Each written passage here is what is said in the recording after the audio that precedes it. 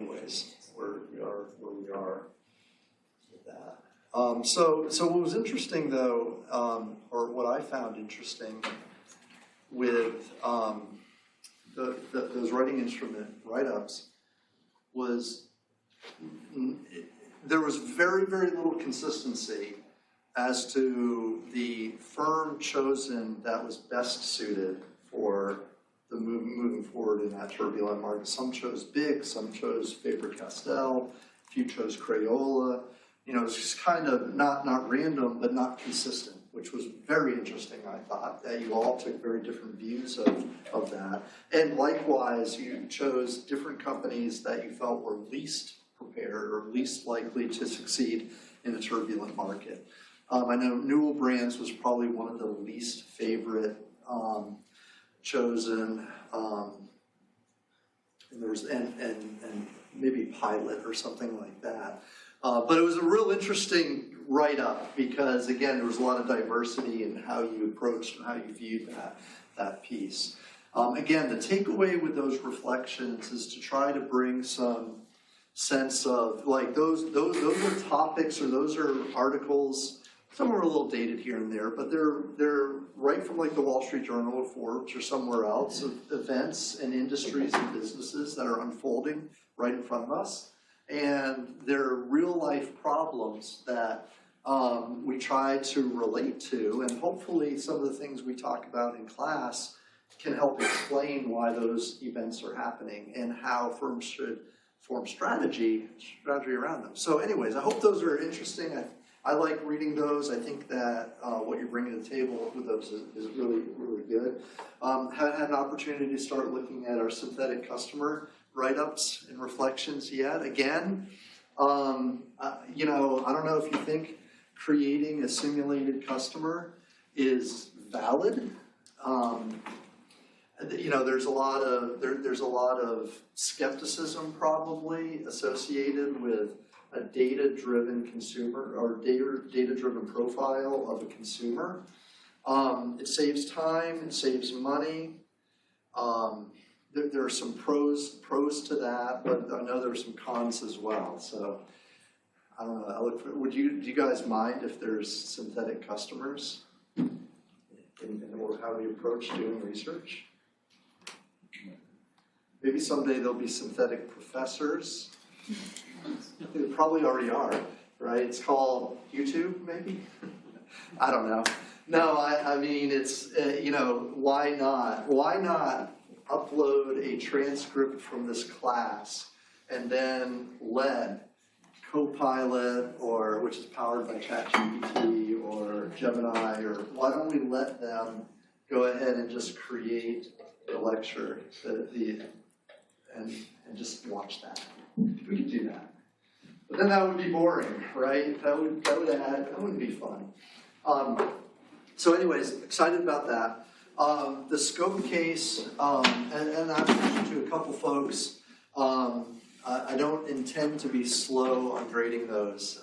They should all be graded for this section. And the one comment I'll make, or two comments. One is, by and large, are really, really thoughtful write-ups.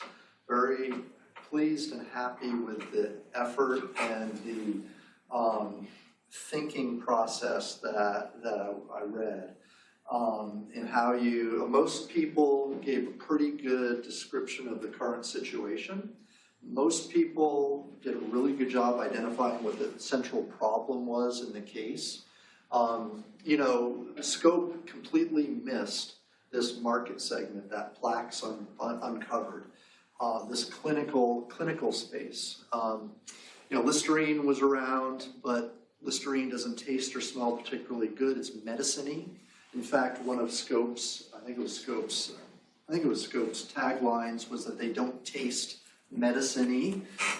And so they captured an enormous amount of market share by being a breath freshener more than anything else. Right? I mean, that's kind of how they captured market share from Listerine. They're perfectly fine with that. And then Plaques came along with as a pre-rinse with the clinical approach of doing a better job killing germs and all of that prior to the brushing process. And with like the health organization's stamp of approval or certification, whether it was in Canada or the US, that was like a clinical thing for a health and hygiene kind of space. And Scope maybe didn't even see that as a market segment or a potential space that mattered.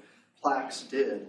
Plax didn't come in with an enormous amount of market share, but it was enough to be noticeable. And so at the time, it's like, well, should Scope just ignore it? Should they try to reformulate? Should they try to, it's not like their market share was bad even after Plax.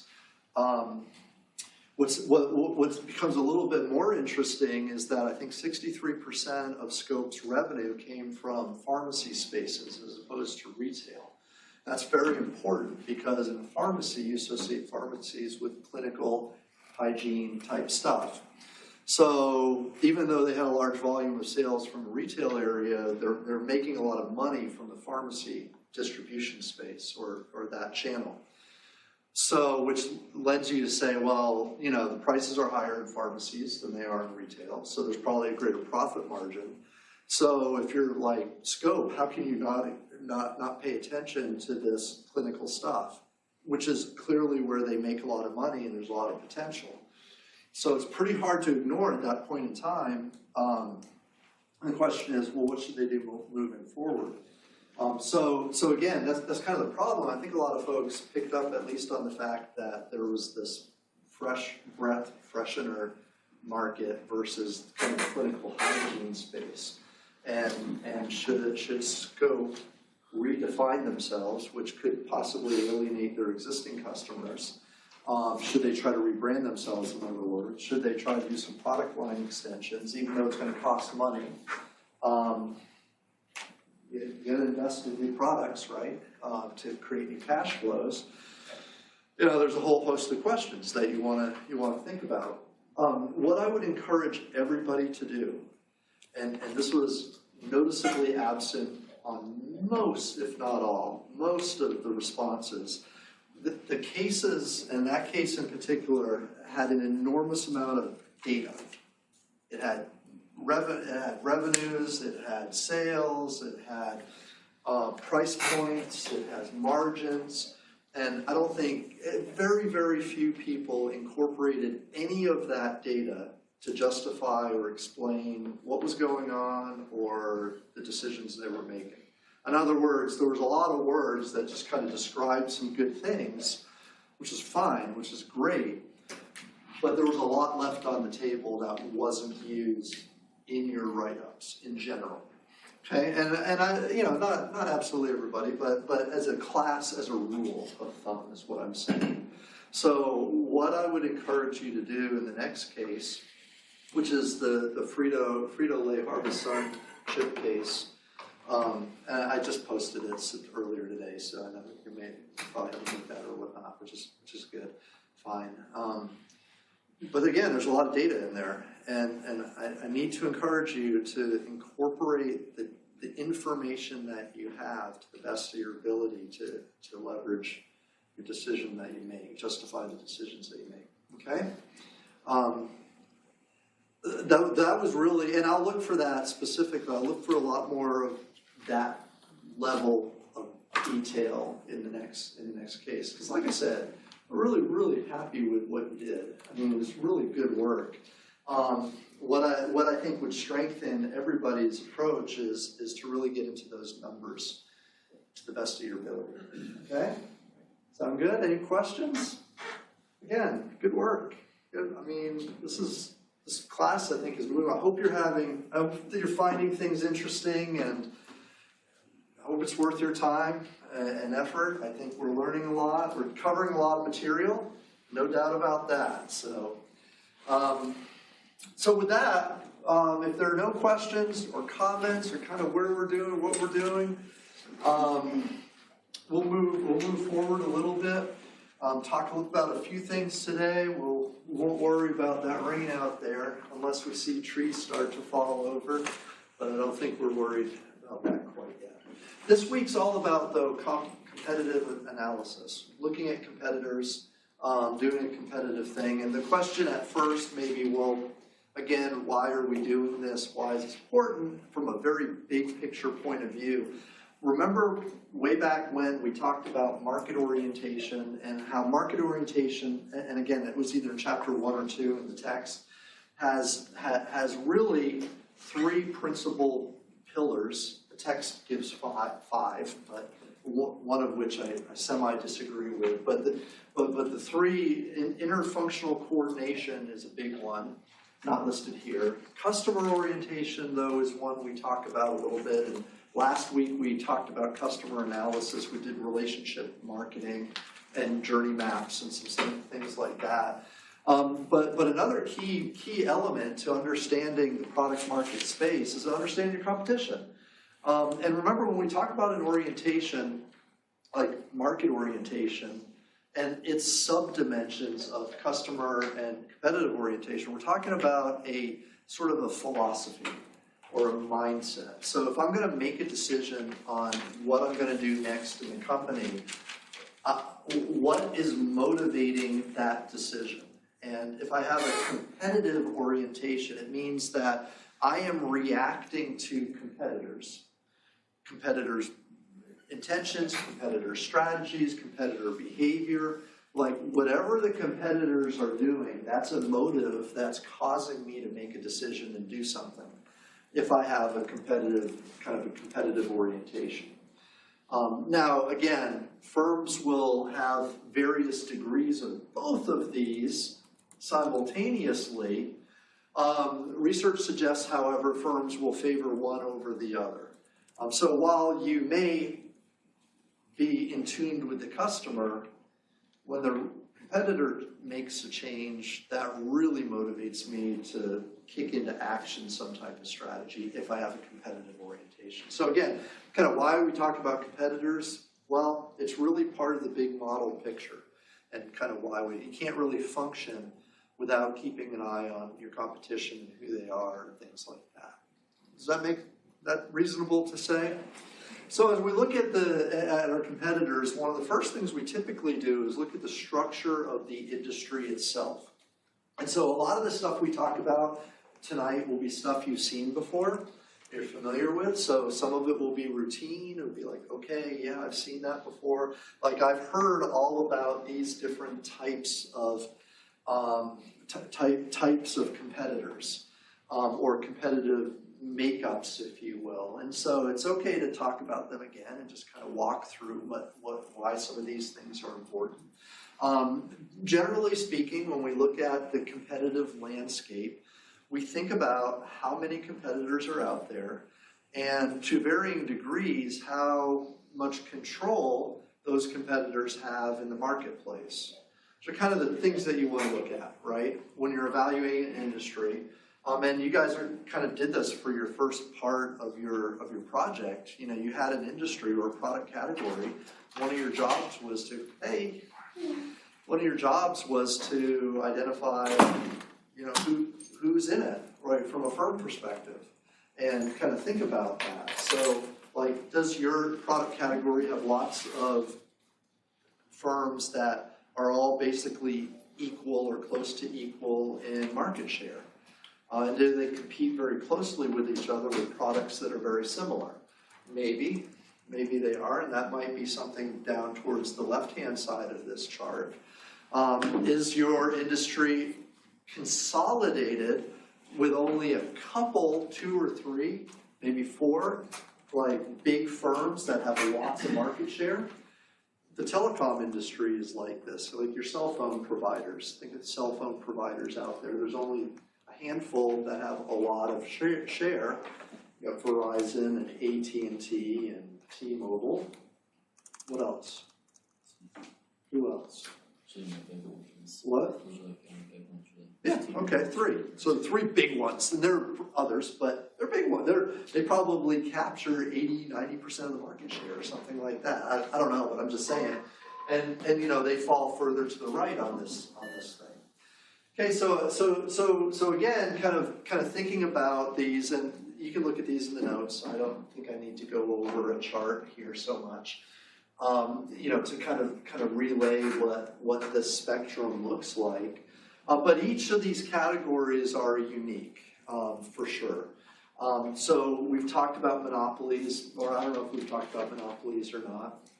But when a market is controlled by a single firm, we know that if you're behaving like a monopolist, then you ignore, because there's an absence of competition.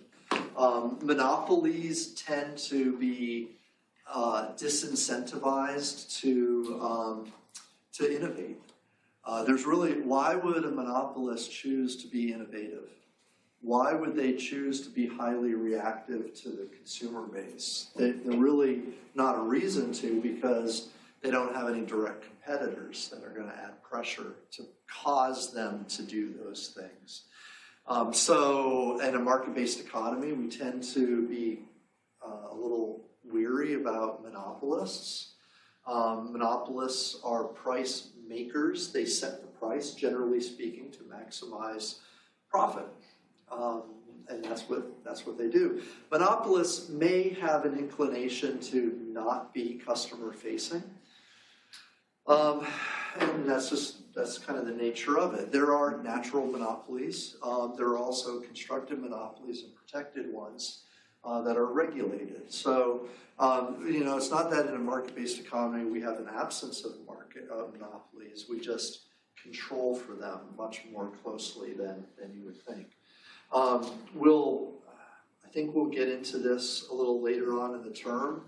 But there are certain market situations where we want monopolies. So, for instance, in high technology industries, let's just play a for instance. I don't know if you love or hate Elon Musk, it doesn't matter. But let's say Elon Musk has a company, or any high-tech person has a company, and they come out with a brand new breakthrough product, right? They come out with some new way to, create carbon neutral energy, and they use that to power something. All right, let's say that innovation is created. Well, what is motivating that creation, that innovation? What motivated that innovation? That company that created that thing, that carbon neutral fuel source, they want a protected period of time where they can capture a market and make money.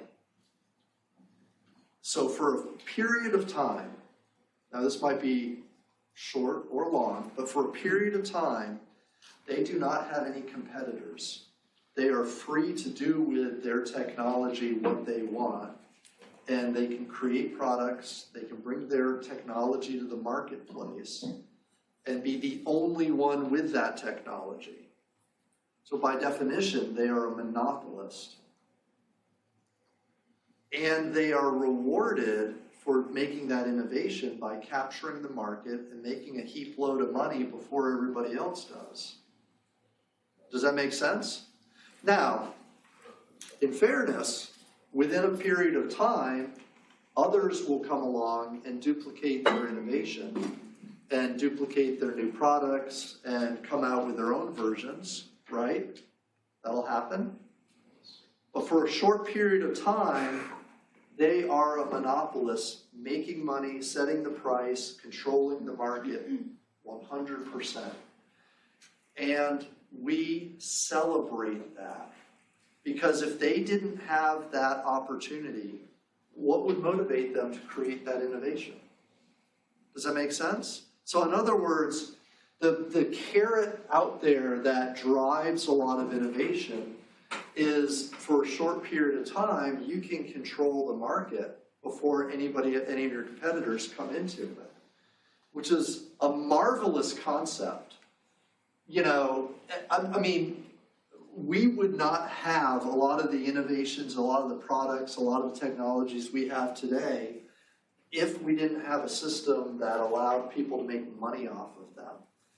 Now, yeah. But is any new innovation monopoly in the beginning? Yeah, that's exactly right. Yeah. Well, I mean, did you say are any or all? Or? No, I was just asking because it's usually the case, right? Absolutely it is.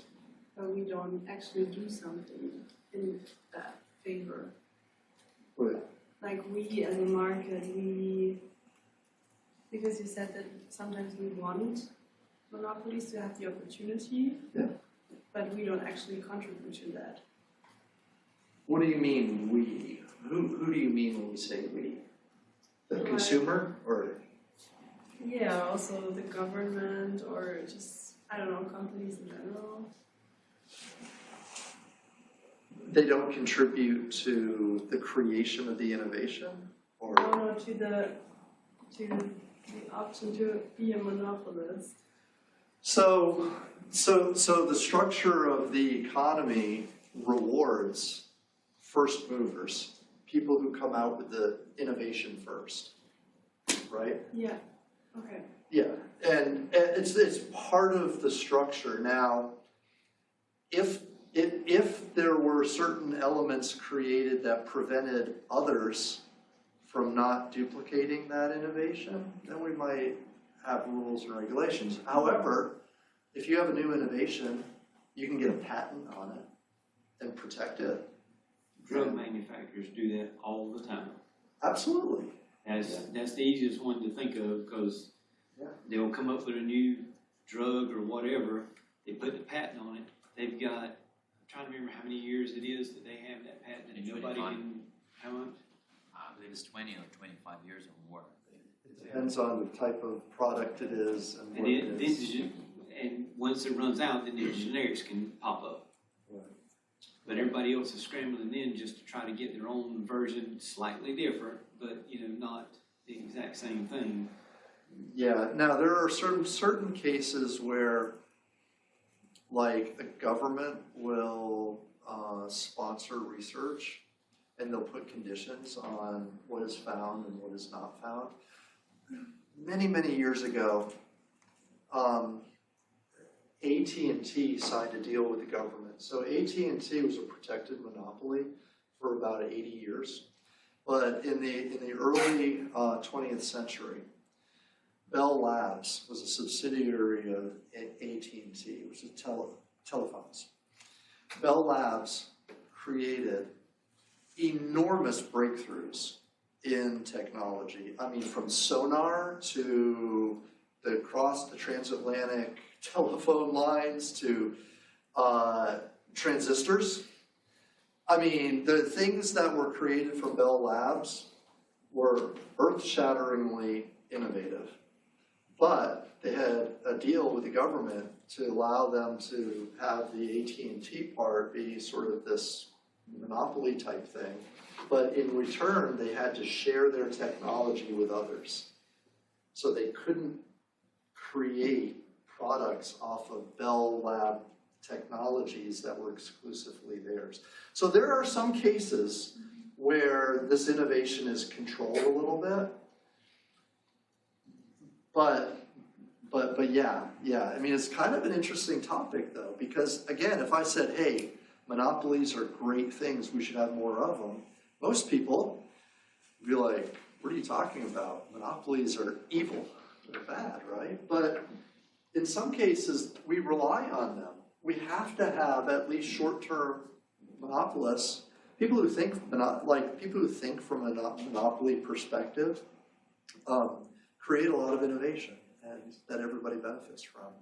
So I say, like, as crazy or whatever you feel about somebody's personality like Elon Musk, love him, hate him, whatever, it doesn't make any difference to me.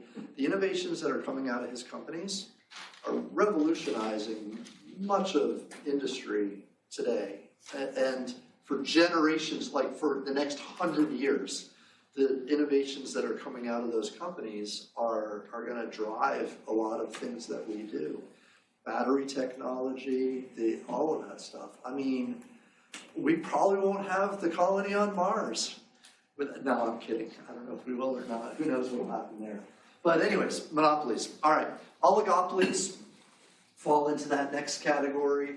where we have to discern some differentiation between products, although it becomes a little harder and harder. You want to set yourself apart from other companies, but the standardization of the product is formed. So again, we could go back to our cell phone carriers, and if you think about the technology that drives or defines T-Mobile versus Verizon versus AT&T, there's not a heck of a lot of difference. There's some marketing efforts that make one over another maybe better, and maybe there's some quicker moves to a next generation of phone or network or whatnot. But by and large, there's not a heck of a lot of difference between the back ends of these particular companies. At the end of the day, though, these are organizations that are going to capture and have a lot of market share. We always worry about some of these becoming too big. If Verizon and AT&T merge together, it'd probably be a problem. It'd probably be an issue. It probably wouldn't be allowed, for instance, because they would control too much of the market. But also, if you think about industries like this, it may include types of industries that are that have high barriers of entry. So if you think about like how much capital, how much technology do you need if you're a startup to get into that space, you could see that being very burdensome. It'd be really hard for a startup to join and be a competitor of in this area because it costs a lot. There's a lot of infrastructure issues associated with it. Universities are hard to start. I mean, look at the capital investment that you need to have to have a university, right? The financial infrastructure, for instance, hospitals, medical centers.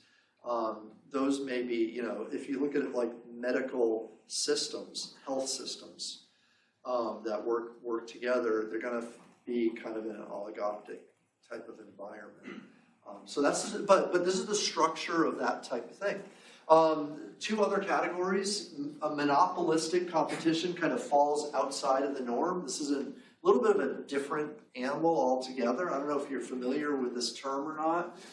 Sometimes it's not covered particularly well or discussed. But the idea is that if you can, and this kind of goes back to this idea, you might be a monopolist within a very crowded field. And the example that I almost always fall back on is the restaurant space, where in a particular community you may have a group of restaurants, there might be 10 or 15 in a neighborhood, and they all compete against each other, and they all may have very similar price structures and things like that. So you could think of them as very competitive among the group of 15. However, within that set, there may be one restaurant that offers a very unique and special cuisine.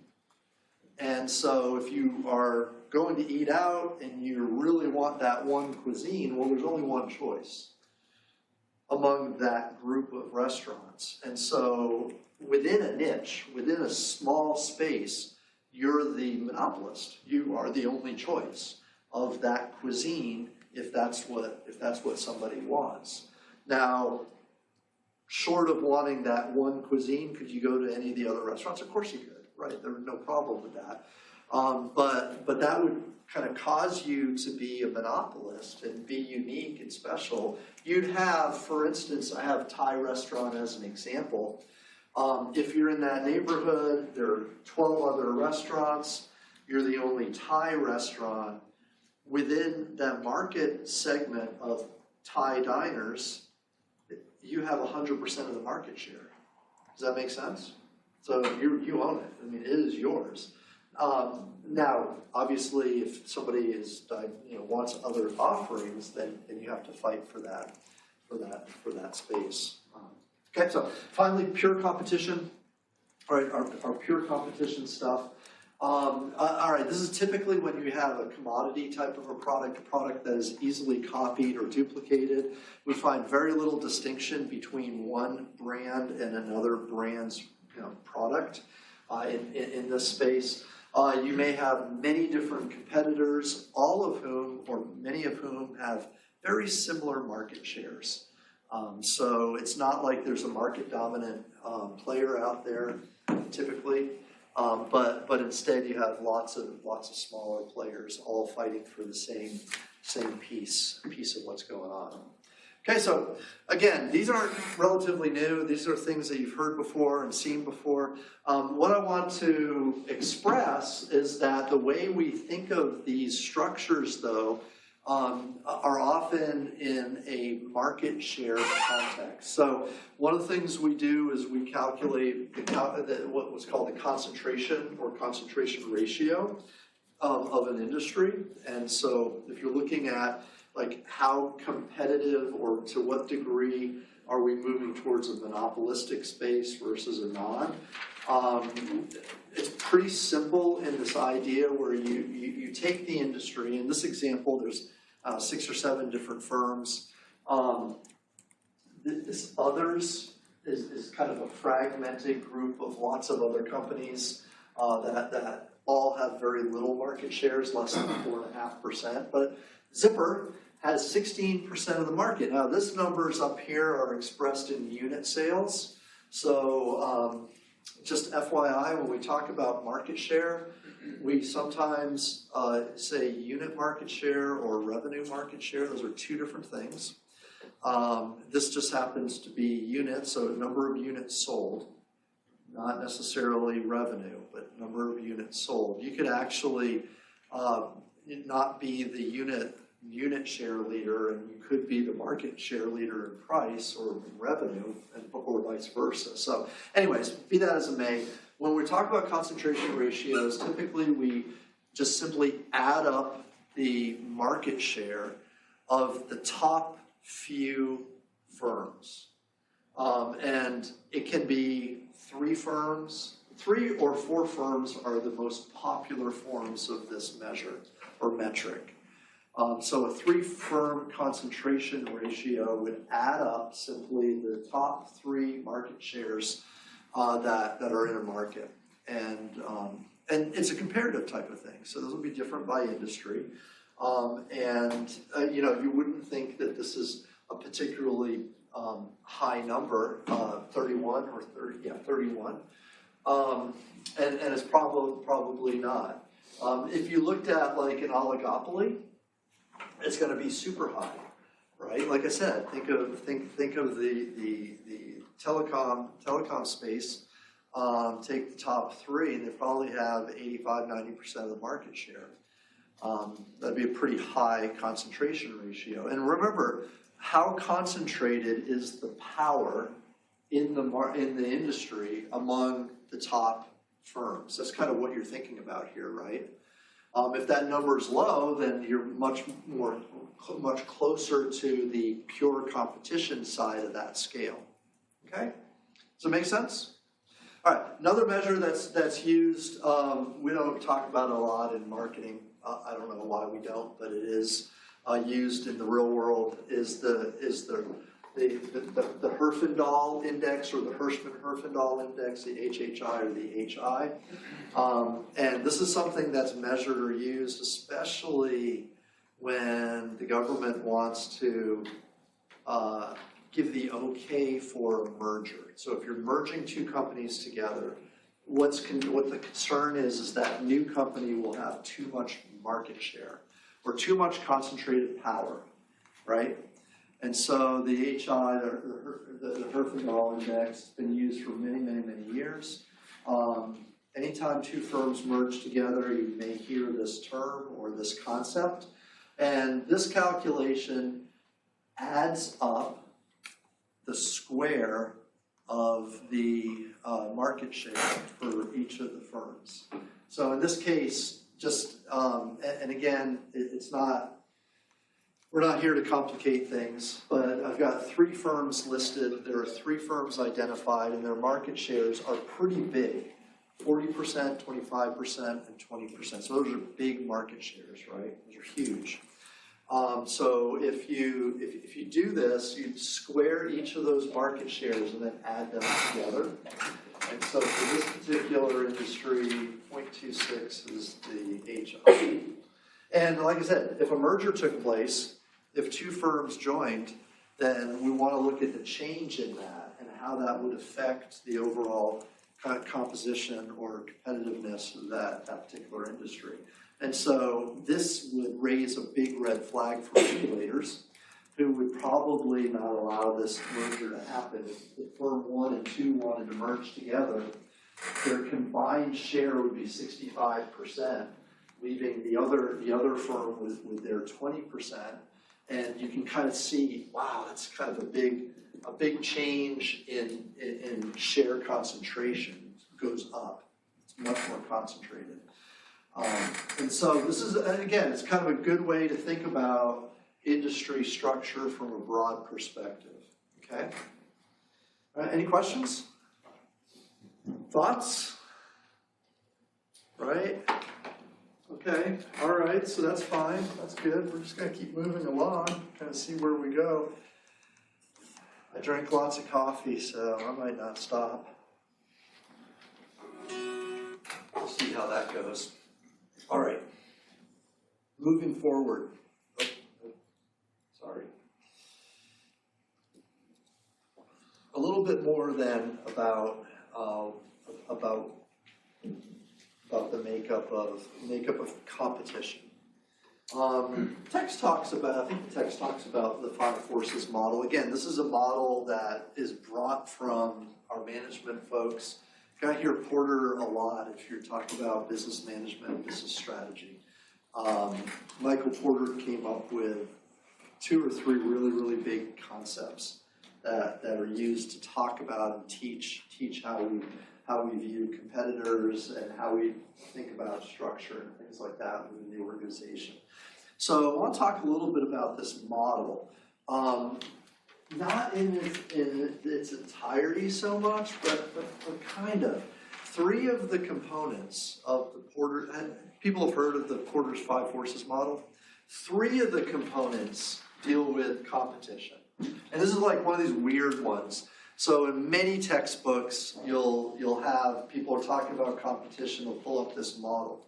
It really deals though with the structure of the industry and how some competitive pressures kind of relate or how they impact your decision making. So, when we think about this, the threat to new entries, the threat of substitute products, and the threat or the condition of direct rivals is really kind of where we're focused a lot of the time. The 2 side pieces are called supplier power and buyer power, which we'll get to eventually. It really kind of focuses on the supply chain and channel of distribution, so it's a little bit of a different animal than when we do competitive analysis, but we'll see an application at some point along the way. If we look at another model that you've seen already, you remember this big one? We saw this just a few weeks ago when we started thinking about product market spaces and defining a product market. If you remember that analysis, you'll remember one of those pieces or one of those parts was the analysis of competition. So again, when you define the structure of a product market, who do you compete against? Your direct competitors or your rivals. That would be the rival piece in Porter's model. So this is just another model that describes how we kind of define our competition. So that center pinkish fuchsia color, I'm not sure what that is, red maybe, is that direct competitor stuff. Outside of that, you'll recall we have this product category or indirect competitors who may not sell the exact product that you offer, but it's something very closely associated to your product. So there's a lot of switching, a lot of back and forth. This would almost be like, the restaurant example. If you're the only Thai restaurant, you're a monopolist in the middle, but there's a whole bunch of other choices that could be indirect competitors if there are other restaurants around you, right? That would be it. And then beyond that, we have substitute or generic competitors as well. So again, this kind of captures just in a different picture this idea of who you need to worry about first, who your direct competitors are or direct rivals, and then others. And Porter would say these folks out here in these outer circles are substitutes, the threat of substitute type products. Now, it can be defined a little bit differently depending on how you do it, but that's it. This model does not really account for new entrants, but if a new company came along and they plopped themselves in here or somewhere, then that would be a threat of a new entrant. So again, we've kind of seen this idea of competitors before. The textbook gives us yet another version or vision, if you will, of how you can analyze, kind of think about your competitors and who you should focus on first versus others. And so this sort of inverted triangle is what they use, where at the very top we have new entrants and substitutes. Again, you're going to worry about them probably less, although you can't ignore those, right? We had that term marketing myopia a few weeks ago, where you're too focused and narrowly visioned on like who your rivals are, that you lose sight of who's also taking market share from you or customers. So you can't ignore those, right? Obviously those are important components, but again, kind of thinking of where we were before, generic substitute type products, and then industry competition might be our product category or indirect competitors. So again, if I'm that cola company, then those would be the Dr. Peppers and the Sprites and the other carbonated beverages that are not colas. And then the text brings this term called strategic group in, which is really the group of rivals, like the group that you compete with directly, where there may be little differentiation between your product and the next, and so on. This is that direct competition format.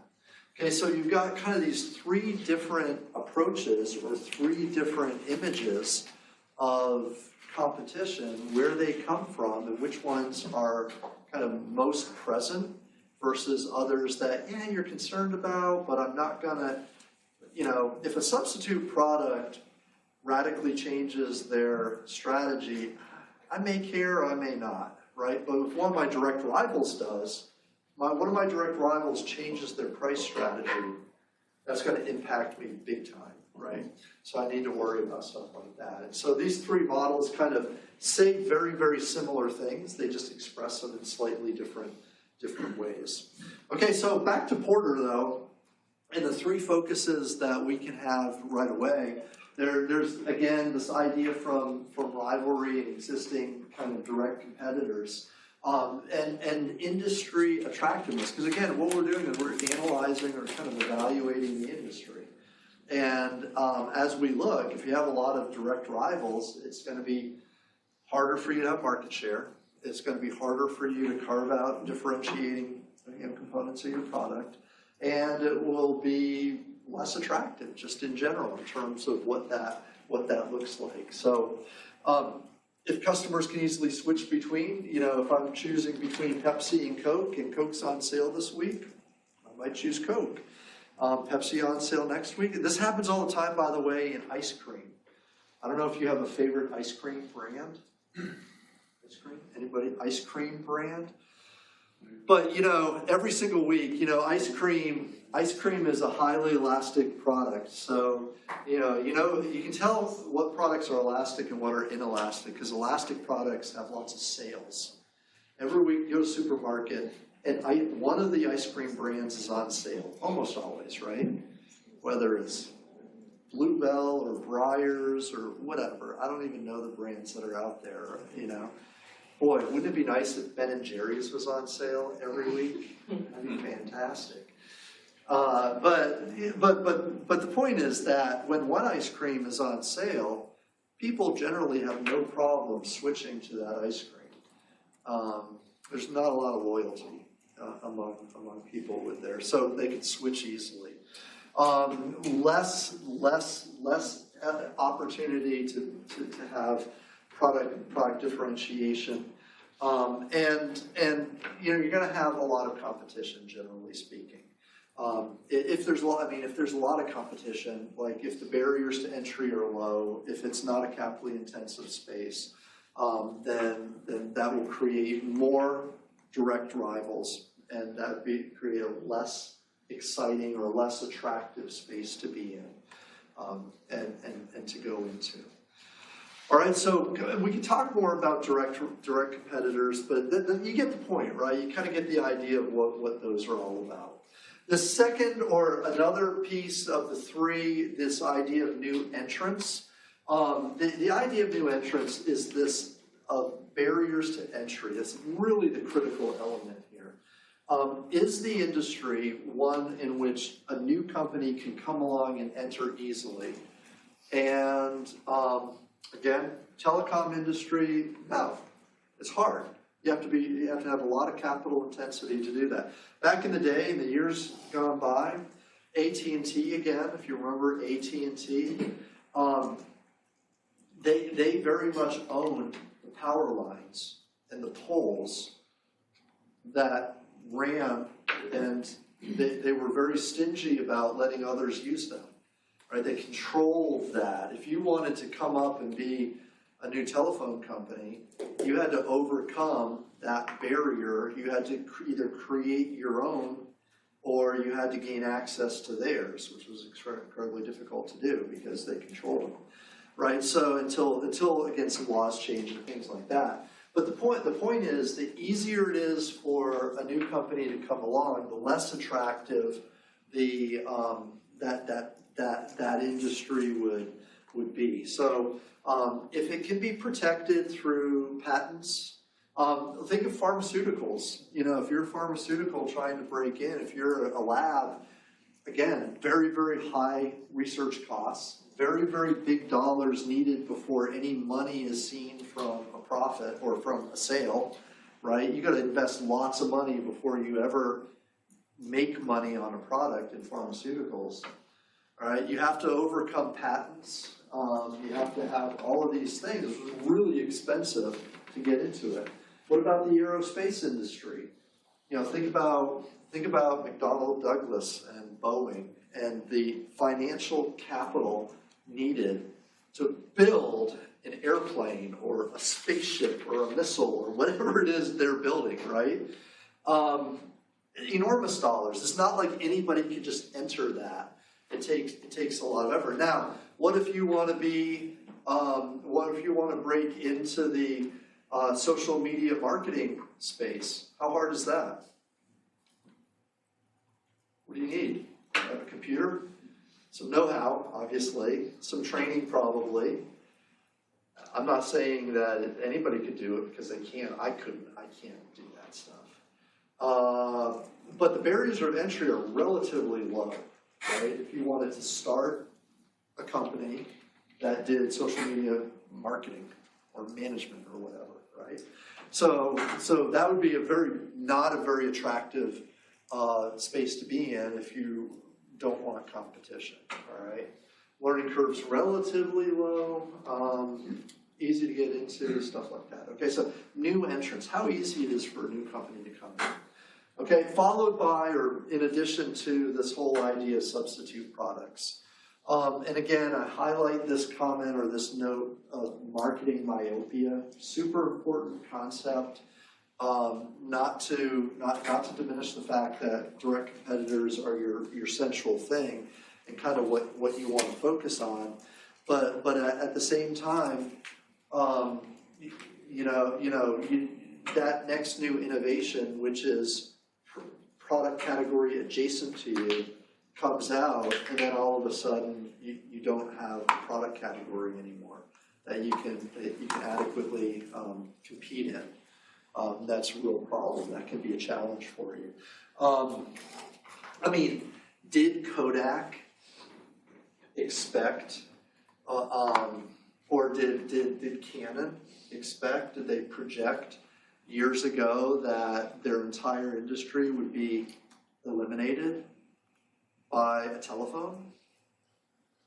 Telephones and cameras have nothing to do with each other, right? I mean, 30 years ago, nothing to do with each other. Today, one industry doesn't even exist to speak of. It does, but in a very small way, nothing like it did before. You can't ignore these types of substitute things and the pressures that they're gonna have. Okay, so those are the Porter's model elements that we worry about. Those three things when it deals with competition. Remember, I mentioned there's two others though, because those are only 3 of 5. And so we mentioned these for completeness and just to kind of talk about them a little bit. And again, if you're familiar with this model, what we're concerned about is power and control. And so if you're a business and you rely on raw materials or you rely on supplies in order to do your business, the question is, what is your relationship with those suppliers and how is that supplier industry, if you will, composed? So if you rely on a specific raw material and there's only a handful of suppliers that can produce that, then you rely on them. They have a lot of power over you in order for you to be able to do your product. I've mentioned Sapphire and Apple in this class probably before, did I? Yeah, I did. I think the screens for a lot of Apple devices have a little thin layer of sapphire on them. So in order for Apple to maintain their business model, they can't be they can't be held hostage by sapphire producers. And so they've gone out and they've bought their own companies that produce sapphire and again control a lot of the sapphire market because that's part of what they do. So in other words, that could be a source of constraint for Apple, and their solution is to buy up and own and control that supply so that power can't be exerted against them, if that makes sense, right? So supplier partner power is kind of that deal. When we start talking about business to business relationships, not to the consumer, but business to business relationships, this is really where that's enhanced. Let's say, for instance, I rely on a key ingredient and my competitors do as well. So let's just, for instance, just suggest that, okay, well, I'm going to form a relationship with a supplier and it'll be a relationship of exclusivity. So in other words, I promise I will buy from you, supplier, and you, supplier, promise to supply me and not supply my competitors. This happens all the time, right? And so by forming that relationship, one, we're partners. We're sort of on the same page. They can plan, we can plan, things can happen, a positive thing can happen. Plus, simultaneously, I create a power imbalance with my competitors because now my competitors have more difficulty getting their supplies, right? So that's like a strategy. This is a strategy we can think about on this side of Porter's model. That is a competitive strategy, and it happens all the time. We're always wanting to secure our suppliers. And if we can secure our suppliers while hurting our competition, well, that's even better, right? That's kind of a good thing to be able to do. Okay, so again, it's a little bit of a different take. It's an interesting thing that's there.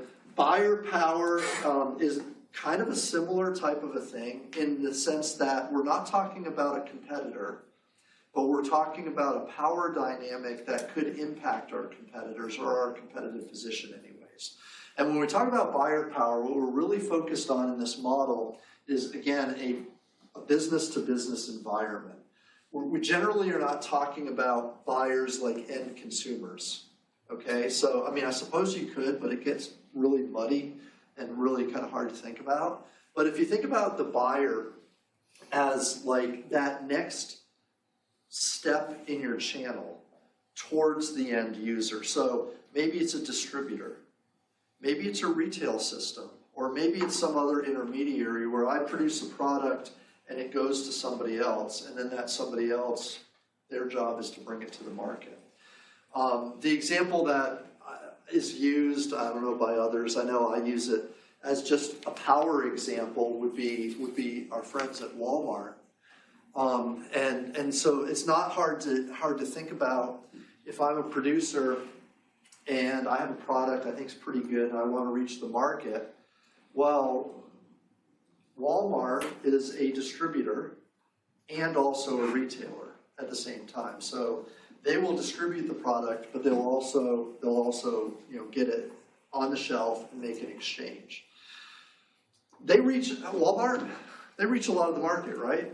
There's a great percentage of, at least in the US, a great percentage of people have access to Walmart. So if your product is in Walmart, your penetration rate, the degree to which you're reaching the public is huge. Walmart knows that. They're not dumb in Bentonville. I mean, I know it's Arkansas, but they're pretty smart out there. They really are. And trust me, when Walmart says, yeah, we'd love to have you on the shelf, Walmart also puts an enormous number of restrictions on you, and they control the environment for their store. So they tell you how many units you're going to produce. They're going to tell you exactly what they want the product to be. They're going to tell you the price point. They're going to tell you what they'll pay for it. They're going to tell you all of that stuff, and you will either accept it or you won't be in Walmart. That's the way it is, period. Because Walmart has that much power, right? If you want to be on their shelves, they set the agenda. So that's downstream. That's towards the customer, and they are technically the buyer of your product. Does that make sense? Even though they're reselling it and everything, right? But they're who you're selling the product to, who will then sell it to customers. Just imagine how much power they have. Now, what if you're a different company? What if you're Nike with a great brand, a lot of brand equity, a lot of brand power? You have some of your own stores. It might be kind of the opposite. Like if I'm a retailer and I'd like to carry Nike products, I might be begging them to let me have Nike products in my store, because I know if I have Nike products in my store, I'll get lots of customers. And in that case, I don't have, as a retailer or another outside company, I don't have a lot of power. I've got to kind of do what Nike wants me to do if I want them to be allowed to buy their product. And so the roles are switched in that case in terms of who has the power dynamic. So that's kind of what we think about when we're talking about some of these things with porters. And incidentally, there are a couple additional readings. One in particular, Tanner, I think you'll remember Pabst Blue Ribbon, right? So we talked about this in another class. Pabst Blue Ribbon. Anybody familiar with that brand? Yeah, it's an old one. It's an old one, isn't it? They're Blue Ribbon because about 120 years ago, this company, their beer company, they literally, one of the ways to get your name out in the late 19th century, one of the ways to get your name out was to take your product to county fairs, local fairs, state fairs, like here in the U.S., and they'd have competitions. And if you took your product out there and you won the competition, it was a big deal. I mean, it was like you were the winner. So they won blue ribbons for their beer, Pabst. And so Pabst Blue Ribbon, that's what it is. Now, okay, so the articles are really interesting because the story is around 2000, sales of this product were really low, really lowest historically ever, really low. Companies going out of business. Companies literally on their last string, holding on, right? PBR, Pabst Blue Ribbon. And they have no other options. And they're actually to this point where the company is so decimated that they own the brand they own the name, they own the rights to the logos and stuff like that, but they don't actually have a brewery. They don't have brewing capabilities. What they did was they signed a deal in 2000 with Miller Coors, for Miller Coors to brew their beer and distribute their beer. So at the point of time, the company did not have a distribution channel. So even if PBR could produce the beer, they didn't have trucks and they didn't have jobbers and they didn't have people to put it on the shelves all over the country. And they didn't have the production facility. So imagine being a beer company and not being able to produce beer, right? That's kind of where you are. So you sign a deal with Miller Coors, and Miller Coors is like, no problem, we'll do this because we are a beer company. We have the facilities. And remember, if in operations, I don't know how many of you in operations, the more you produce, the lower your overall costs become, right? If you have capacity. If you have the ability to produce more, then your per unit costs go down. So I'm Miller Coors, and I'm brewing all these brand, I got Miller's, I've got all these different beers that I'm making. We'll make PBR. It'll further help reduce the cost for me to produce all of my beer. Plus, we'll be able to have this additional brand that I can bring to the market. So my shelf space that I control, as opposed to Budweiser, is a little bit bigger, right? Because I'm shelving another brand. So when I go to the retailer, I control a little bit more of that shelf space. That's another big thing that's important, right? So Miller, they're like, fantastic, perfect, we'll do this. And so anyways, this is in 2000, all-time low for sales. So let's fast forward a little bit.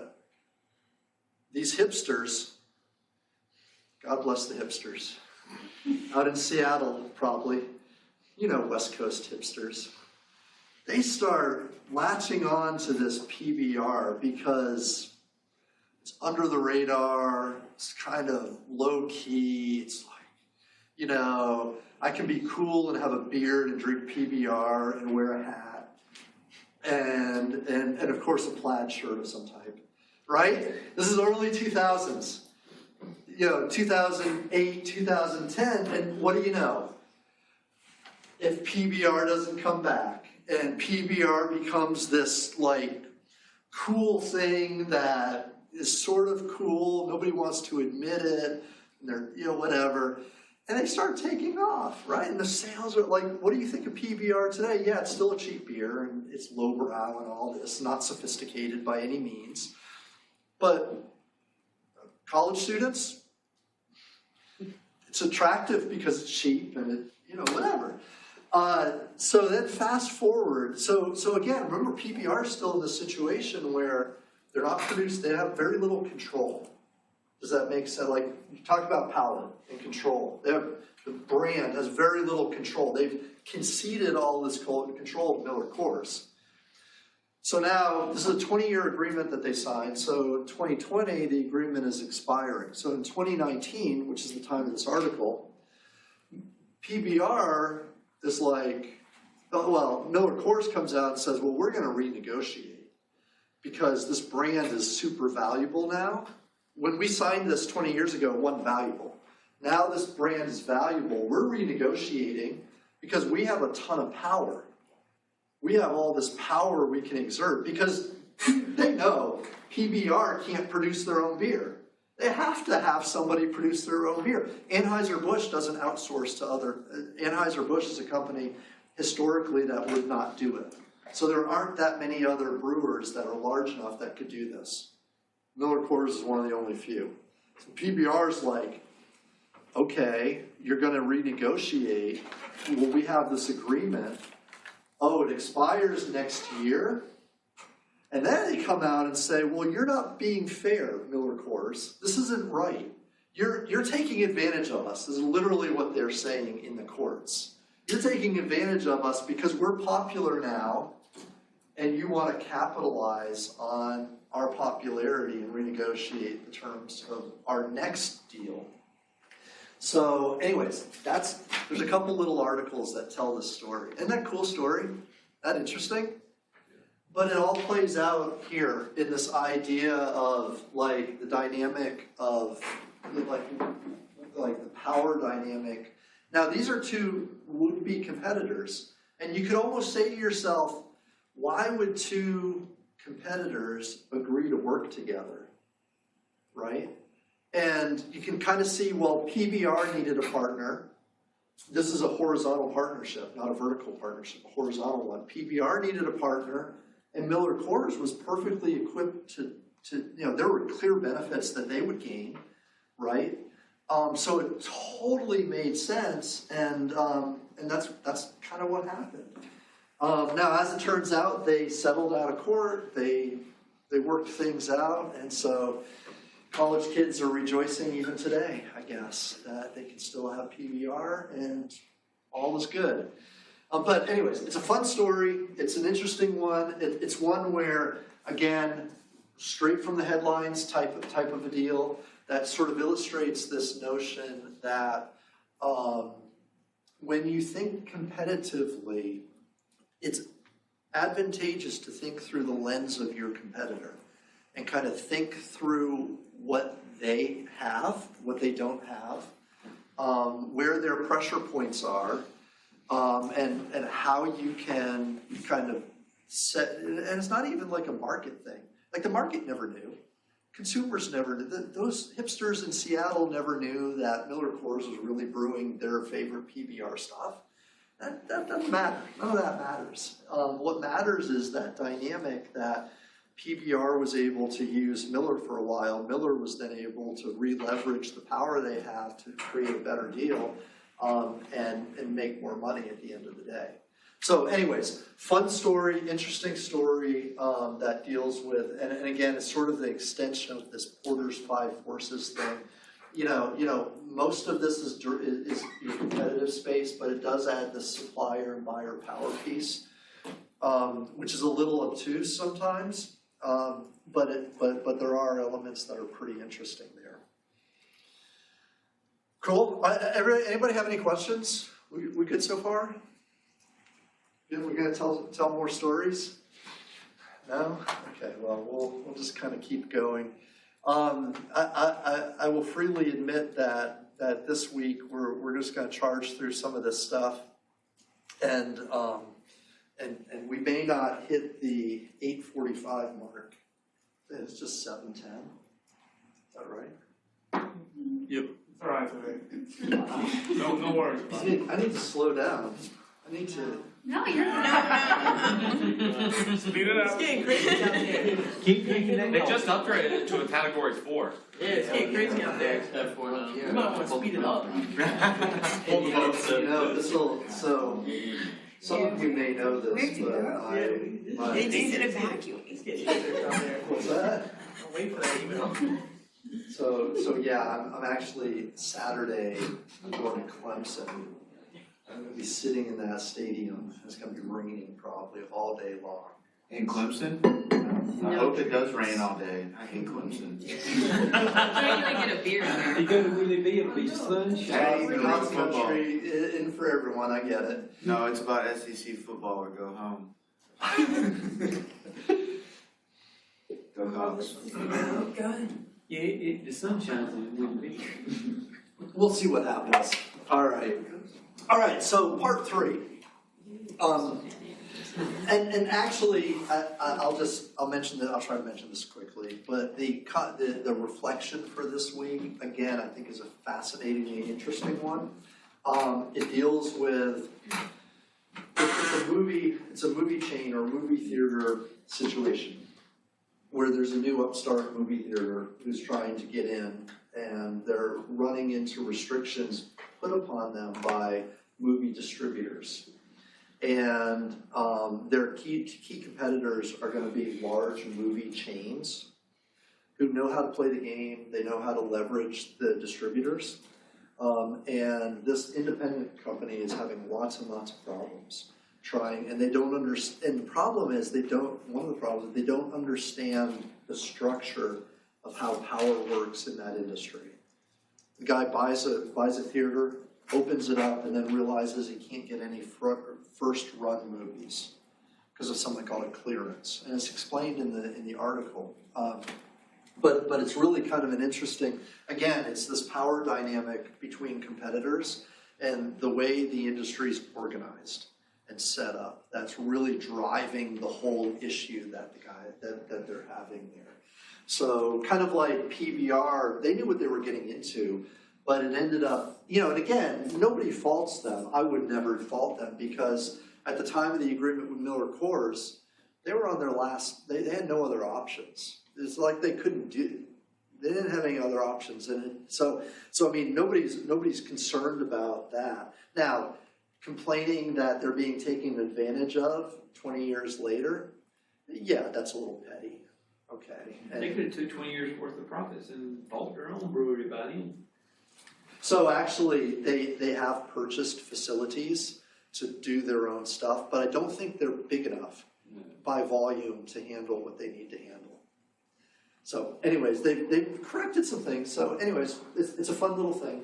But part 3 tonight, dimensions of competitive analysis, or dimensions of competitive analysis. The text spends a good amount of time talking about some different steps to take to actually analyze a direct competitor. And this is good talking about. Up to now, we've looked at the industry structure and that type of stuff. But now let's just drill down. If I have a competitor that I want to analyze, how do we do that? What do we do? What do we think about? And that's this last piece that we'll deal with. So first and foremost, a lot of folks want to know, well, where do we get this information about our competitors? Like, I have these competitors out there. How do I find information? And so certainly there are publicly available industry trade type journals and stuff like that. You might find some of this stuff. If the company has published anything that talks about what they're doing or going to do, you could look at some of that type of stuff too. I included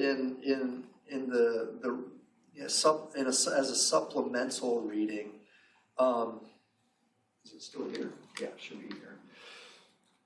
A chapter from Lehman and Weiner have a product management book that came out, I think it's 2005.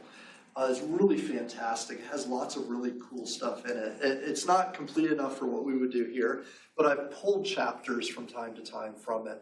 So this is their chapter 5 on competitive analysis. And again, it's a PDF that's available in Moodle for you.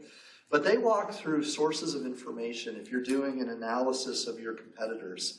And I'm not going to go through all of these in detail, but it's kind of interesting and fun what they talk about in a way.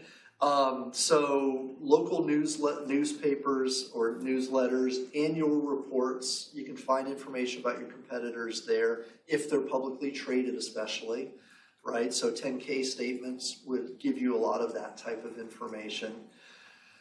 Searching patent filings are open to the public, and so searching competitors' patent files could help suggest what a company may be doing in the future, or at least what they're R&Ding in the future and things they might want to protect. General business publications, again, those are open to the public, so news releases, promotional literature, all of those are things that you find just kind of out there. Most industries have some type of a trade association, and so if you're a member of that trade association, you may have access to industry data. That's sometimes very helpful to have if you want to learn about your competitors. You can absolutely hire companies, though, to do this type of research for you. Falling short of and not suggesting things like corporate espionage, but hiring agencies to find out information about your competitors is an industry, and you can do that. So those types of things might be something you do. Absolutely, if the company sends out an email to all their employees, you can probably have access to it somehow. Again, trade associations, just kind of, lots of things.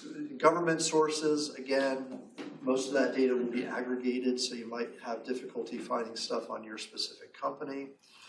Databases, we have access to some databases here on campus, but there are other business-based databases you can purchase or subscribe to. D&B used to be, I don't know where they are today, if it's still a big one, Dun and Bradstreet, and Hoover's. I haven't used either one of these in a long time, but getting specific company data or information from those sources may be, it's like a syndicated source you could subscribe to. That's an option out there. Other things you can do, go to, you could pretend to or actually be a customer of one of your competitors. As a customer, like I become a customer of one of my competitors. As a customer, I can see how they behave, and I can see how they make their sales pitch, and I can see how they react if I cause a problem and stuff like that. So in other words, you've heard of secret shoppers probably. Like you go do, if you want to know what your competitors do, go shop with them. Go to their store, go buy their products, go see what they're doing. Buy their products and reverse engineer it and see how they built it. Those types of things. So communicating with their sales force is one thing. Another thing you can do is you can do research where you specifically target their customers and collect data on their customers. Put their customers into a group and do a focus group with them for an hour and a half and learn why they're their customers and stuff like that. So again, we're doing research on our competitors. Absolutely talk to their folks. Talk to their employees. Why not? As long as their employees don't have a disclosure type, an NDA, a non-disclosure agreement, you might be able to get some information from them. Other business associates that your competitor has, like their suppliers or their distributors and folks like that. We have the consultants from specialized firms who create these types of things. Investment bankers have information that may be interesting for you. Other sources, this is where it gets fun. I love these guys, they have a really funny way of presenting some of this stuff. Identify like where they're growing, their help wanted ads. If you're one of your competitors puts out a bunch of ads and they want some specific skill sets, it suggests that they're growing in a certain area. And so that tells you some information about them. Plant tours, have you ever thought about visiting your competitor and taking a tour of their operations? Maybe, as long as they let you, reverse engineering their products, right? Taking one of their products, taking it apart, trying to figure out how they built it, how they did it. That's a pretty common practice type of thing to do. So I mentioned this idea of a test market as one of the tools we use to gather data for consumers. When you do a test market, it opens you up for information gathering from your competitors. Your competitors will see that you're testing a product in the market. So that, again, gives you information about what's going on. Hiring key employees. There's another article that's available to you this week. It's entitled Ford Hires New CMO, Chief Marketing Officer. So Ford hires new Chief Marketing Officer away from Toyota as it pivots towards electric vehicles. So this is a year ago, and here's the idea. Ford wants to have greater leadership intelligence, HR, capital in electric cars. So best way to do that is go hire somebody who's known for that. And so they hire away from Toyota, their CMO, who has skills and knowledge about electric vehicles, right? So now it's, again, this kind of a cool, so does that tell us something about Ford and what their goals are in the future? It sure seems to. it sure seems like that's gonna be a point of emphasis that they're gonna move into, electric vehicles, right? Just by seeing what they do, that's kind of a cool thing. Okay, so then Lehman and Wyman talked about ethically questionable sources. This is why I think they're kind of this is a funny book sometimes. Aerial reconnaissance. Drones are a big deal nowadays, and there are certain laws that you might violate by taking pictures of a plant or construction or things that are going on. Oh, another thing you can do is you can look at construction permits, which are public information. If your competitors file for new construction, it's a public thing, and so you can see if they're building onto their plant or not. Or acquiring new property. Real estate sales are public transactions, so you can see what what they're doing, right? If they buy property in a new market they've never been in before, that tells you something, right? Buying or stealing trash. I'm not suggesting you do any of this stuff, but again, ethically questionable sources of information. Bribing printers. Running phony want ads to try to pull people away, snooping on airplanes. I won't even, that's just silly, right? Isn't that funny? Anyways, I have this as supplemental for you, just to give you just a snippet or a glance at, again, we wonder, where do we get this information about our competitors? When we're doing this type of analysis, and there's all kinds of different sources that might be available to us out there. Okay, so when we're analyzing competition, though, you can think of this as happening in 5 different steps or stages, and we'll spend a little bit of time on at least two of these stages, but just kind of completing the picture.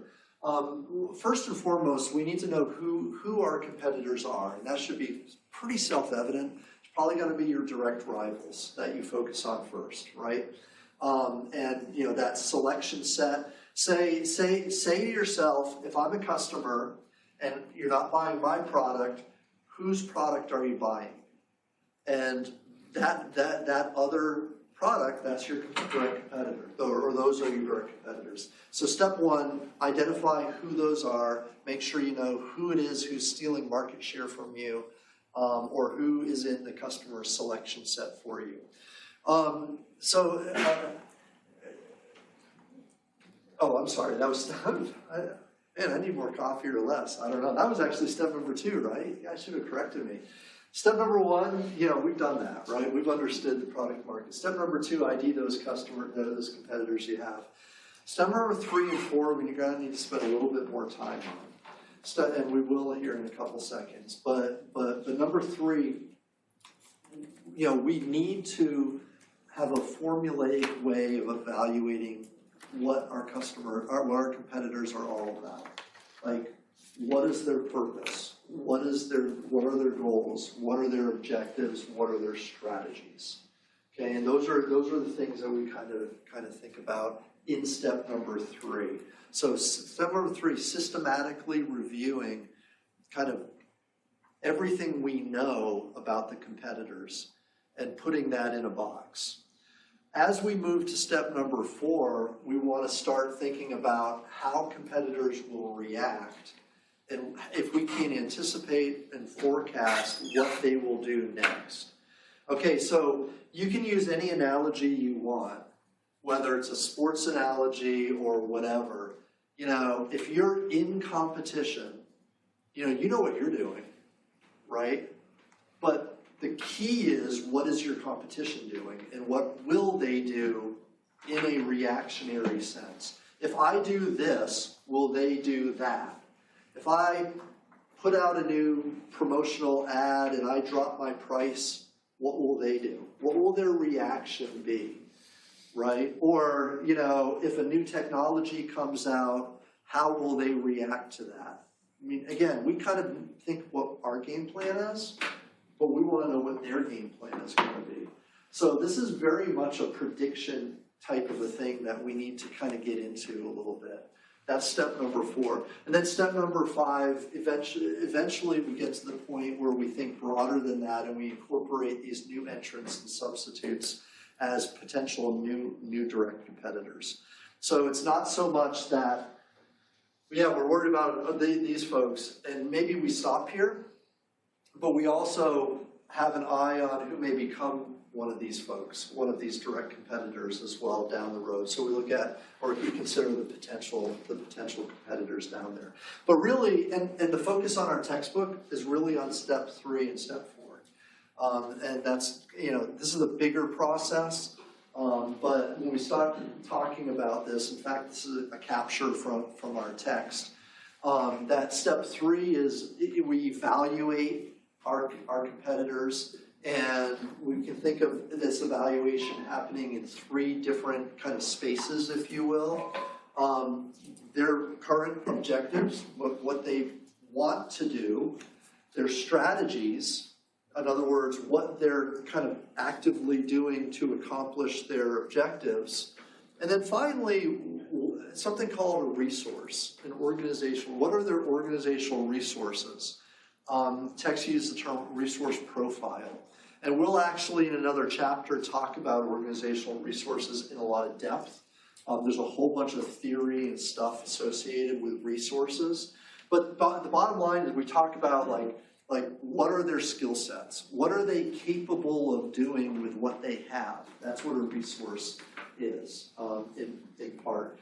But that's step number 3, remember, right? Evaluating these competitors. And then step number 4 gets to this prediction stage, where we know, okay, imagine this. If you know your competitors so well, you can anticipate what they will do next. I know them so well that I know if the market starts to take a downturn, they will do this, right? Or if a new entrant comes in, they will do that, right? Once you know your competitor well enough, like that you can predict their future activities, then that's what you want, right? And again, use any analogy. You can use, I don't like overusing sports analogies, but you could take any sports analogy you want or competitive environment situation that you want, and apply the same kind of concepts. This is what you want to do if you want to succeed. Okay, so evaluating those competitors, these 3 different spaces, one of which would be these objectives. Remember, we talked a lot about mission, purpose. We talked about organizational, kind of what you want to do, why you should exist, what goals you have, those types of things. That's exactly what you're trying to answer here. What are they trying to achieve? Why are they doing that? And kind of what they plan to do forward. So maybe one of Ford's objectives is to become a leader in the electric vehicle space. Maybe that's one of the things. Now, I need a lot more supporting material to say that, but you could probably find lots of documentation that will tell us what their goals are. Look at their annual report. Look at their address to their stockholders. What they're publishing, what their press releases say. Those types of things might give you an idea of what they plan to do or plan to be. And that's what we want to know. The second part of that is, how do they plan to achieve that, right? So one of their strategies clearly is to hire people who match those objectives. And in this case, it could be, becoming more of an electric car company, right? So one of their strategies is that. Maybe, Harley Davidson, back, I think it was 2013 maybe, something like that. They signed a partnership with a company that did electric bicycles, did the batteries and the motors for an electric bicycle. That company evolved into the company that has produced their LiveWire electric EV, electric bike, electric motorcycle. So way back, over 10 years ago, they started investing in electric motors and electric batteries, because that's not what they do up in Milwaukee. They don't have that technology, right? They don't make electric bikes in Milwaukee. They don't know how to. So they've bought an interest in a company that does. Boy, if you're a competitor, doesn't that just clearly tell you what they're going to plan to do in the future? Right? I mean, that's like a clear signal of what they plan to do. That they're looking into this new EV technology, and lo and behold, 5 or 6 years later, the LiveWire comes out, and they produce this bike. It hadn't been a huge success or anything, but that's kind of forecast. So in other words, if you have the goal and objective, it needs to be followed up with a strategy or a set of actions that will support that goal. So what are the actions and strategies your company, your competitors taking in order to achieve that? And we can see what they're doing. We can see if they're making changes in the product, introducing new products. This recruitment advertisement, recruiting new talent that matches the skills that we need to move forward with. Again, it gives us a lot of information that is helpful for us as we're assessing the company. The last piece, as I mentioned, this idea of resources. Harley, that same example may apply to a degree here. Harley-Davidson did not have the resources to produce an electric bike. They did not have the resources. They don't have the R&D. They don't have the facilities. They don't have the factories. They don't have the know-how. They don't have the suppliers, right, back in the day. So they go out and acquire through a partnership a company that does. So they didn't have that skill set or resource, as they call it, and they acquired that resource in order to be able to pursue that goal, right? So that's what we mean when we start talking about resources. And again, chapter 6, spend a whole week talking about resources, so we'll come back, we'll circle back around to this. But the bottom line is when we talk about a resource, we talk about the capabilities of the company. What are they able to do? Like, are they able to do things, and what are they able to do? If you have like a really big parent company, you're a subsidiary, that parent company may be able to give you a lot of financial backing, and that gives you a lot of financial support. That's a resource. That's something that's really super good. That's just one example of many different types of resources that may be out there. Okay, so that's remember, that's step number 3 in that five-step process. Again, the text kind of focuses on those quite a bit. The 4th step then is this jump into prediction. Watch what they did in the past, track what they did in the past, and lo and behold, you can almost certainly predict what they might do in the future. And that's instructive. That's something that we want to be able to do. There are all kinds of different ways we can think about this too in economics.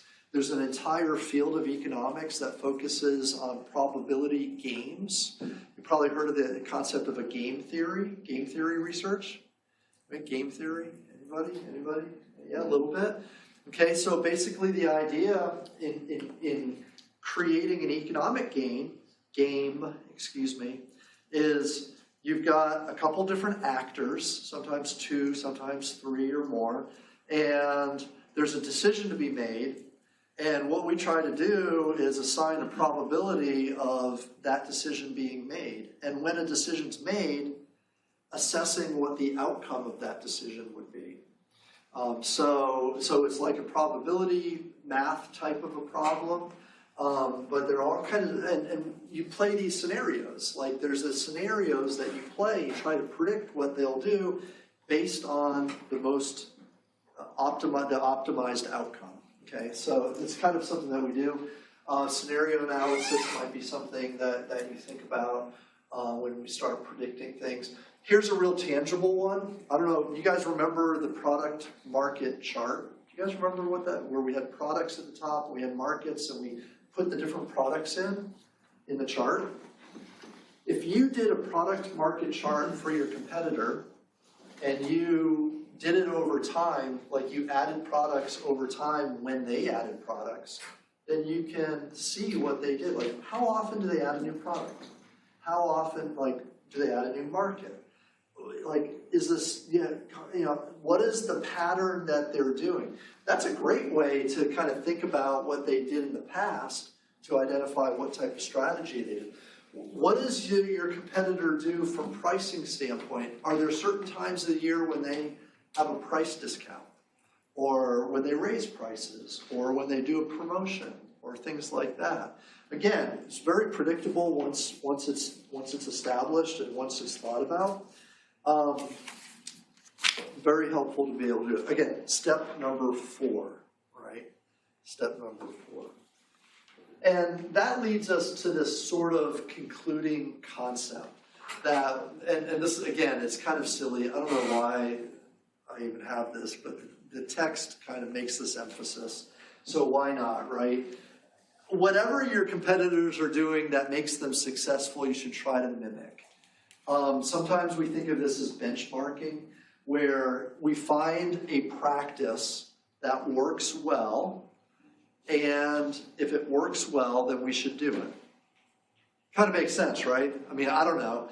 And if there's something out there where a firm's not succeeding or doing particularly well, and we can identify, areas that are leading to that or causing that, then we should avoid those, right? So avoid or overcome the elements that cause companies to do bad. So again, benchmarking, it's a topic, it's a kind of this concept where we want to find industry best practices and then we want to mimic those or copy those. But at the same time, we want to isolate or distance ourselves from practices that don't lead to success, or better yet, improve practices that have been found to slow us down or cause us to be less competitive. This last bit here is really cool, and I do want to leave this with you as a tool or a model that you might find useful. This is actually an illustration of something, it's a technique called a sneak plot. Sometimes you'll see these squiggly lines all in the same space. In a real snake plot, you'll see them overlapped with each other, so you'll see like 4 things all together. In this illustration, they're separated where we have, and there's a couple things going on. First of all, there's a plot for us, and then there's a plot for 3 of our competitors. So that's why there's four things going on here on this side. There are 6 different dimensions in this example that have been identified as dimensions that lead to success in this particular industry. So I don't know what this industry is. This textbook, as you know, is written in the UK, so that's why there's European marketing. I don't know what that means, but apparently that's important in this illustration. Other things, quick response capabilities of nimbleness, technology, breadth. Again, it's not well defined, but strong R&D, again, staying power, not well defined. I'm not sure what they mean by that, and financial strength. But the point of this illustration is that there should be some characteristics that lead to strong performance, right, in your industry. And each industry is going to be a little different, right? Each industry is going to be a little bit different. But what are the 5 or 6 things that if you do well, you will be highly competitive? You will do well in your industry. If you can identify what those are, there are 6 here, then that's step number 1. Step number 2 is evaluate yourself and your competitors on those criteria. Right? And that's what we see in these other 4 boxes. We see an evaluation of ourselves and competitors A, B, and C on each of those criteria. They scaled this. Don't worry about the negatives and positives and things like that. It's just a scale, right? From bad to good, right? So bad here, good here. All right, it's a 5-point scale. The numbers, you could say 0 is neutral. So 0 is probably average. If you're above average, you're a 1 or a 2. If you're below average on any one of these criteria, you're a -1 or -2. So that's easy to figure out, right? That's kind of makes sense. But what's kind of cool here is, number 1, you could create a composite score for each of us. So we feel like we're doing pretty well. Our evaluation is a 5, but A is even better at a 6. And all they did was sort of add up the score, right? They just created a global score of performance on these 6 criteria, which would suggest that us and company A are doing pretty well, right? Competitively in this industry. Competitor C doesn't seem to be performing particularly well. So number one, it gives us a global perspective of our competition or our competitive space. But also, it gives us a criteria by criteria evaluation of who's doing well on what and where improvement could be made or where we could take advantage of somebody if we outperform them in some particular space or some particular area. So like, if we wanted to improve dramatically, we need to fire our marketing team and hire a new one so that we can improve in this lower European marketing criteria. That would put us on par with or give us a more competitive position relative to A, right? And that would be fantastic if we could do that. At the same time, this B seems to be doing really well in technology and R&D. They're a tech company of some type where they have a really good lab or a lot of innovative people. When compared to A for some reason doesn't do so well in that kind of innovation space probably based on those 2 criteria. They have a 0 and a -1, right? And so those might be points of or opportunities to take advantage of and exploit among our competitor if that's one of those competitors. Okay, and so again, this is kind of one of these cool tools that helps you capture the environment of the competitive space. Now, we're only doing this for our rivals and direct competitors, right? I suppose you can do it for all, as many as you wanted.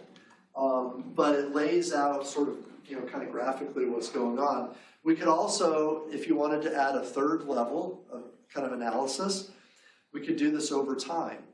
So like every 6 months we could do this analysis and we could see how these shift and move over periods of time.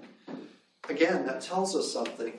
If, for instance, we notice that competitor A in 6 months from now, if they move over a little bit on technology breadth and quick response, if they move over a little bit, then that has been something they focused on strategically. And that's something that they're becoming more of a threat on to us, right, if they did that. Or if something happened and they kind of came down, tell us a little bit about what's happening. But that's a temporal type of a thing, it's an over time type of a deal where you use longitudinal data and kind of look at it and see how that progresses. So again, the tool is fairly simple, but the application is pretty cool if you want to use it that way. I mean, I think it's powerful to make strategy decisions if you are able to think about, again, the structure and kind of where your competitors are and stuff like that.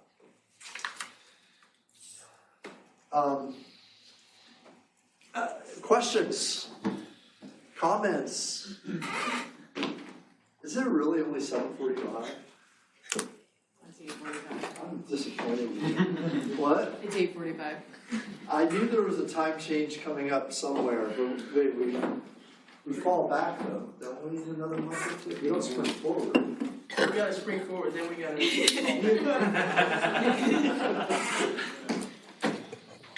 All right. Any questions? Y'all are doing so great on your reflections and case one. Really, I can complain. I can sit here and say whatever about, again, using those data details and stuff. But you really did a good job.